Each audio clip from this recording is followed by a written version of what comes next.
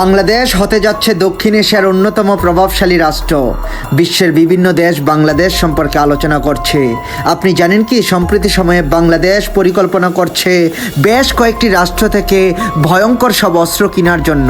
স্বাগত জানাই আজকের এই গুরুত্বপূর্ণ প্রতিবেদনে।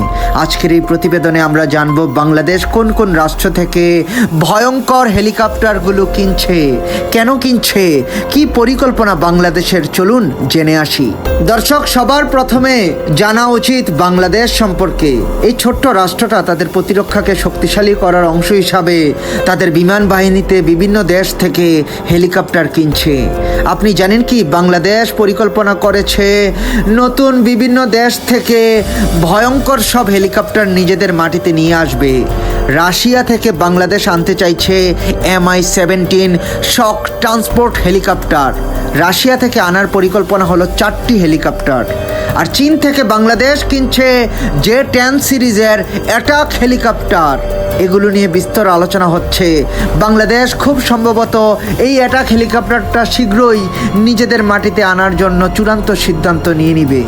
দর্শক, আপনি জানেন কি, বিশ্বের একটা উন্নত প্রযুক্তির হেলিকপ্টারের নাম হলো ব্ল্যাক হক ইউটিলিটি হেলিকপ্টার। এই ভয়ঙ্কর হেলিকপ্টারটা Bangladesh United State of America অথবা ইটালি থেকে আনার পরিকল্পনা করছে।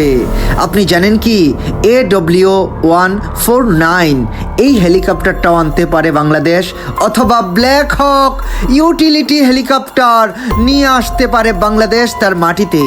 দর্শক, আজকের প্রতিবেদনের গুরুত্বপূর্ণ প্রশ্ন, আপনি জানেন কি, বাংলাদেশ যেই পরিকল্পনা করছে যতগুলো রাষ্ট্র থেকে ভয়ঙ্কর হেলিকপ্টারগুলো নিজেদের মাটিতে নিয়ে আসছে, এর মূল্য কত হবে?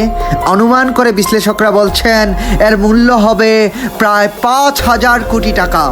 দর্শক, বাংলাদেশের এই ভয়ঙ্কর সিদ্ধান্ত সম্পর্কে এবং উন্নত প্রযুক্তি হেলিকপ্টার নিজেদের মাটিতে নিয়ে আসার এই যুগান্তকারী সিদ্ধান্ত সম্পর্কে আপনি আপনার মূল্যবান মতামত কমেন্ট করে আমাদেরকে জানিয়ে দিন।